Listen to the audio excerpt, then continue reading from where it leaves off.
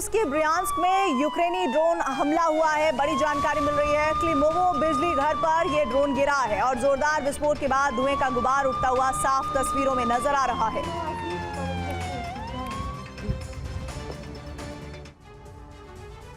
Paris में कोalition of willing की meeting में बनाया ब्लूप्रिंट लीक हो चुका है। 5 सितंबर को अमेरिका ने आधिकारिक तौर पर बयान दिया था कि यूक्रेन को सुरक्षा गारंटी में वो सहयोग पर विचार कर रहा है, लेकिन असलियत ये है कि अमेरिकी सेना यूरोप में 10,000 जवानों की तैनाती का प्लान तैयार कर चुकी है।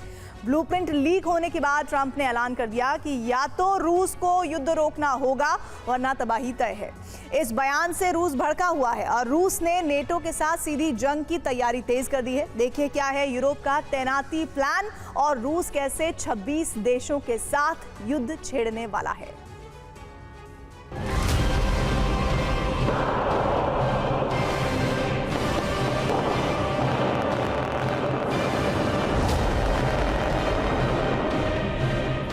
UEM Jaipur is a perfect target for prospective students aspiring for good jobs, good education with future-ready skills.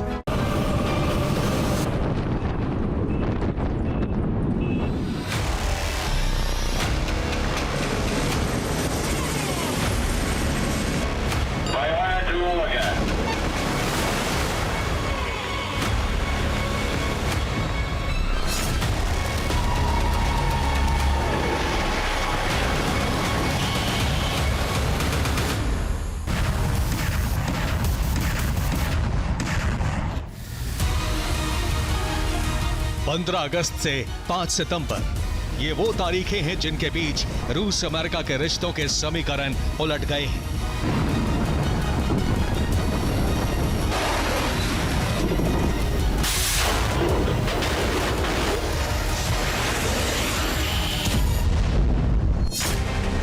अगस्त को अमेरिका के अलास्का में ट्रंप और पुतिन की मुलाकात हुई। 31 अगस्त और 1 सितंबर को चीन के तियाजिन में एससीओ का महासम्मेलन हुआ। उसके बाद जिनपिंग के शक्ति प्रदर्शन में पुतिन विशेष अतिथि बने। बस यही वो घटनाक्रम था जिससे युद्ध विराम पर पूर्ण विराम लग गया और ट्रंप ने तय कर लिया कि अब रूस से आर पार की जंग होगी।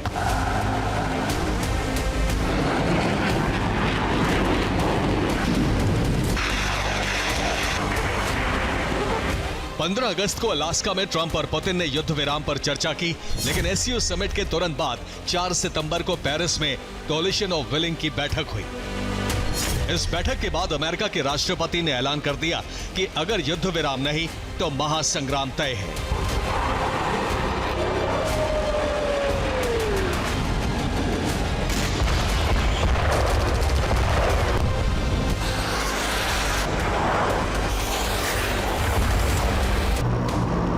महाविनाश की तैयारी पूरे यूरोप ने शुरू कर दी है, क्योंकि यूक्रेन की जमीन पर कब्जा किए बिना रूस का युद्ध रुकने वाला नहीं है। इसीलिए यूक्रेन में नेटो और यूरोपियन फौज उतारने का प्लान तैयार किया जा रहा है। अमेरिकी अखबार वॉल स्ट्रीट जर्नल की रिपोर्ट है कि कोalition ऑफ विलिंग की बैठक में यूक्रेन में सैन्य तैनाती पर अंतिम फैसला हो चुका है। यूरोपीय देशों के कई कमांडर विस्तार प्लान तैयार कर चुके हैं। अमेरिका ने भी इस प्लान पर सहमति जता दी है। यूरोप के 26 देश यूक्रेन में अपनी सेना भेजने को तैयार हैं। शुरुआती चरण में 10,000 जवानों की तैनाती की जाएगी।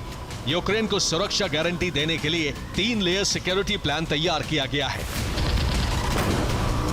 फिलहाल प्लान यह है कि यूक्रेन में अगर युद्ध विराम लागू होता है तो उसके तुरंत बाद यूरोपीय देशों की सेनाओं को यूक्रेन की जमीन पर तैनात कर दिया जाए। अमेरिका ने इस प्लान को ग्रीन सिग्नल दे दिया है। ट्रंप और यूरोप ने मिलकर जो प्लान तैयार किया है उसके मुताबिक यूक्रेन में सैन्य तैनाती किस तरह हो सकती है, यूक्रेन के नक्शे के जरिए इसे समझने की कोशिश करते हैं।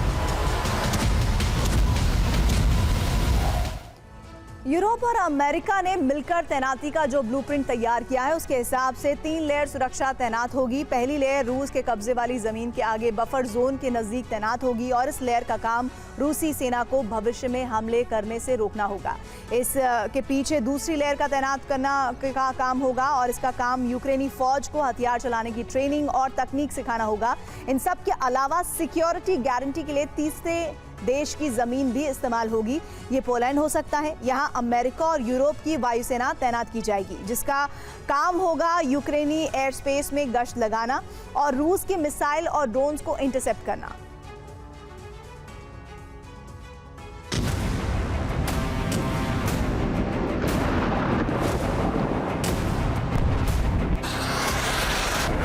शुरुआती चरण में सिर्फ 10,000 सैनिक तैनात होंगे, लेकिन आने वाले समय में 26 देश 30,000 जवान तैनात करेंगे।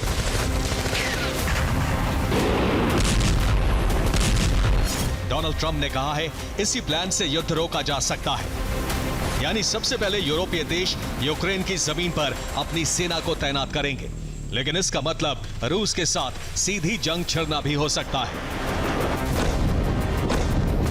रूस ने इस बारे में चेतावनी भी जारी कर दी है। रूस की राष्ट्रीय सुरक्षा परिषद के डिप्टी चेयरमैन दिमित्री मेदवेदेव ने कहा है रूस की बिना सहमति के यूक्रेन को सुरक्षा गारंटी देना असंभव है। क्रेमलिन ने कहा है कि बिना युद्ध विराम के सेना तैनात हुई तो वो रूस का वैध टारगेट होगी। यानी यूरोप को जंग की चेतावनी दे दी गई है। यूरोपीय देश भी इस खतरे को समझते हैं और इसीलिए भविष्य में बड़ी जंग की तैयारी शुरू कर दी गई है।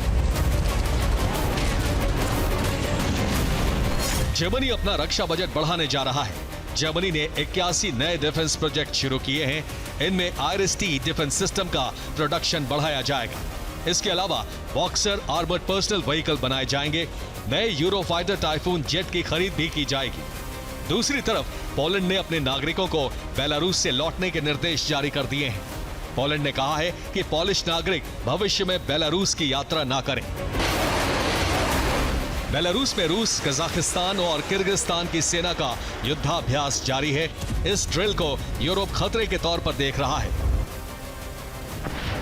रूस नेटो के बॉर्डर पर बड़ा युद्धाभ्यास कर रहा है, तो इसके साथ ही सुरक्षा परिषद के डिप्टी चेयरमैन ने ऐलान कर दिया है कि नेटो बॉर्डर के करीब रूस सुरक्षा दीवार तैयार करने का काम शुरू कर चुका है। रूस फिनलैंड बॉर्डर के पास बड़ा सुरक्षा चक्र तैयार कर रहा है।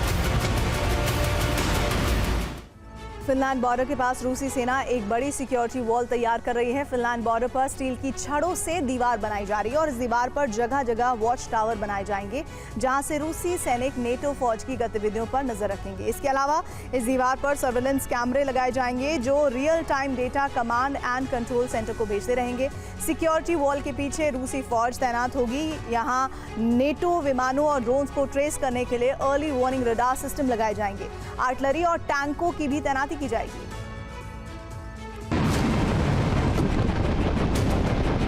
रूसी क्रोध और अमेरिकी रुख को देखते हुए यूरोप में आपातकाल जैसे हालात हो गए हैं। रूस ने आक्रमण की तैयारी तेज कर दी है। यूरोप क्रेमलिन के आक्रामक रुख से चिंता में है। जर्मनी ने कहा है कि रूस चीन और नॉर्थ कोरिया के साथ गठबंधन से मजबूत हुआ है, लेकिन यूरोप बंट गया है क्योंकि इटली और पोलैंड ने यूक्रेन में अपनी सेना तैनात करने से इनकार कर दिया है। पुतिन के रुख से यूरोप में परमाणु आग भड़कने की आशंका बढ़ गई है, क्योंकि रूस ने साफ कर दिया है कि यूक्रेन की जमीन पर विदेशी फौज की तैनाती महासंग्राम को न्योता देने जैसा है। Bureau report, TV9 Bharatvarsh.